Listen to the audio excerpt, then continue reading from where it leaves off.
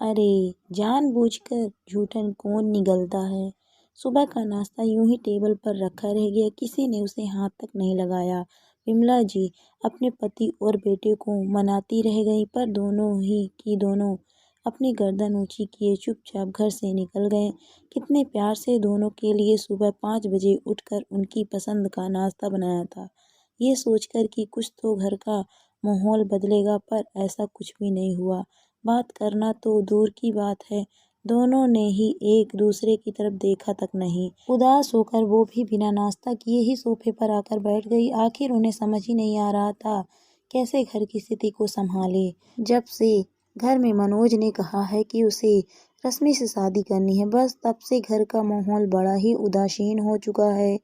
मोहन जी तो इसके पक्ष में बिल्कुल नहीं है, और मनोज है तो उन्हीं का बेटा, अपने पिता की तरह ही जिद्दी। वो उनकी बात मानने को तैयार नहीं है, पर दोनों बाप बेटे के बीच में फीस तो विमला जी ही रही थी। मनोज रश्मि से 2 साल पहले मिला था अपने दोस्त राघव की शादी में। उस दिन रश्मि की राघव से शादी थी। मनोज यही पड़ोस में रहता था और उसके बचपन का दोस्त था। रश्मि काफी सुलझी हुई लड़की थी। राघव के माता पिता उसे बहुत पसंद करते थे। जिंदगी यूं ही खुशी खुशी चल रही थी। राघव और मनोज में बनती भी बहुत थी। दिन में एक बार ना मिलने तो दोनों को चैन ही नहीं पड़ता था। रश्मि का भी मनोज के घर आना जाना था। विमला जी और मोहन जी को भी रश्मि बहुत पसंद थी। मोहन जी तो अक्सर ही कहते थे कि इस घर में बहू आएगी तो रश्मि जैसी ही आएगी। लेकिन पिछले साल एक कार दुर्घटना में राघव और उसके पिता की आकस्मिक मृत्यु हो गई। रश्मि का तो सब कुछ ही लुट गया, लेकिन उसके बावजूद राघव की मम्मी कमला को संभालने के लिए रश्मि ने अपने आप को मजबूत कर लिया। रश्मि के माता पिता ने उसे अपने साथ चलने को भी कहा, लेकिन कमला जी के लिए वो नहीं गई। ऐसे में मनोज ने कमला जी और रश्मि की काफ़ी मदद की। रश्मि ने भी दोबारा जॉब ज्वाइन कर ली थी। दिन में कमला जी अकेली होती थी, इसीलिए विमला जी खुद भी दिन में एक चक्कर उनके घर जरूर लगा आती थी। बड़ी मुश्किल से वो लोग अब उभरने लगे थे, लेकिन कमला जी को हमेशा रश्मि की चिंता रहती थी। वो उसका पुनर्विवाह करवाना चाहती थी, पर रश्मि इसके लिए राजी ही नहीं होती थी।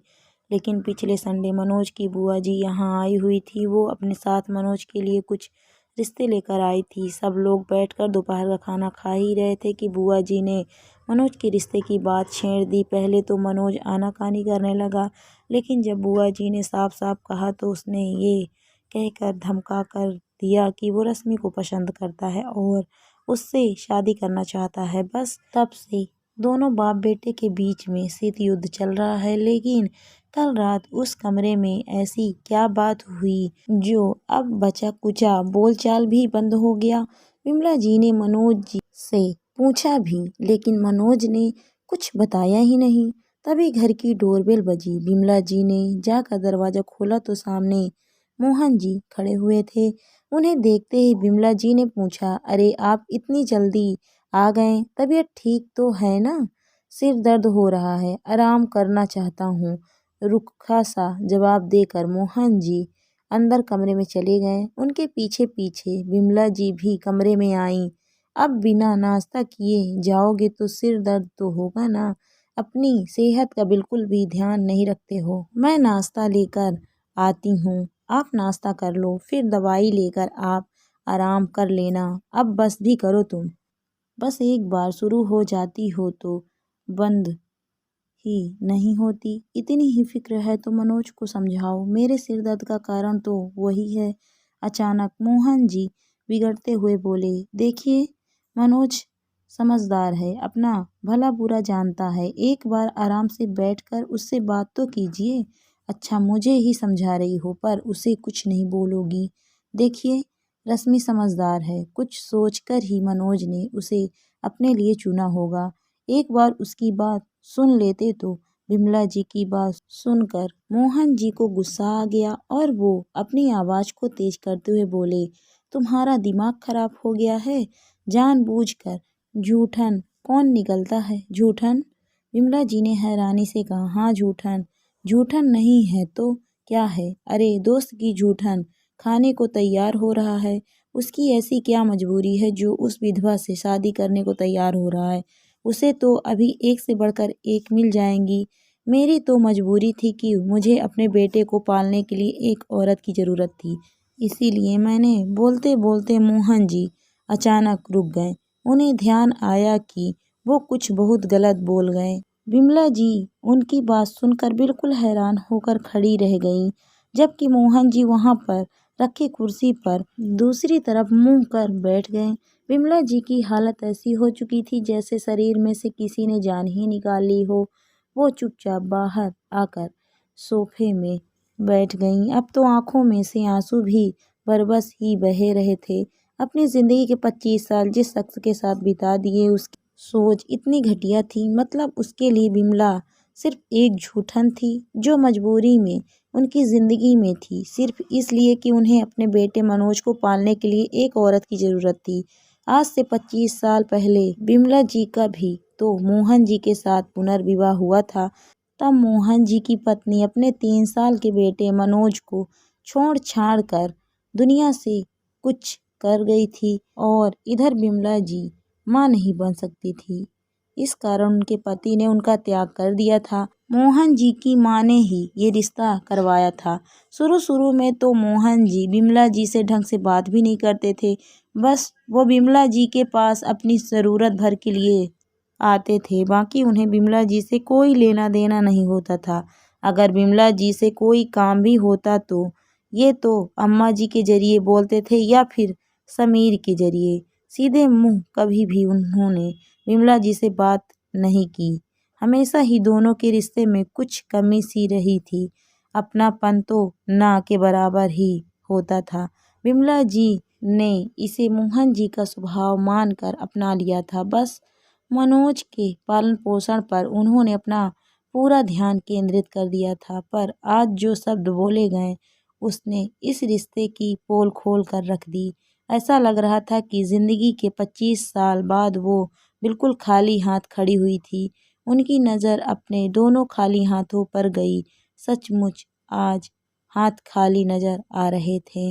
इन 25 सालों में क्या किया और उसका क्या प्रतिफल है, कुछ समझ ही नहीं आ रहा था।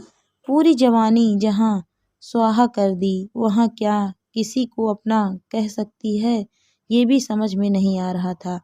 उन्हीं दोनों खाली हाथों में अपना मुंह छुपाए विमला जी का रोना छूट गया। तभी उनके कंधे पर किसी के हाथ का स्पर्श हुआ। उन्होंने नजरें उठाकर देखा तो सामने आकर मनोज ने कहा, आपके हाथ खाली कहाँ है मम्मी?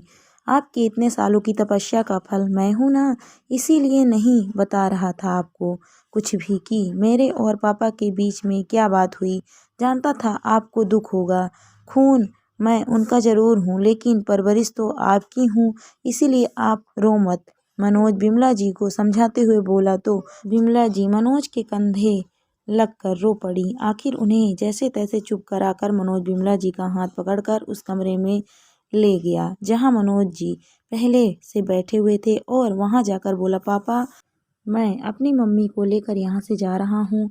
मैं नहीं चाहता कि मम्मी को ये महसूस हो कि जिस शख्स के साथ वो इतने सालों से रही हैं वो उनके लिए इतनी घटिया सोच रखता है। ये सुनकर मोहन जी गुस्से में बोले, मैं तुम्हारा पिता हूँ, मेरे कारण तुम्हारा अस्तित्व है और तुम इसके लिए मुझे छोड़ रहे हो।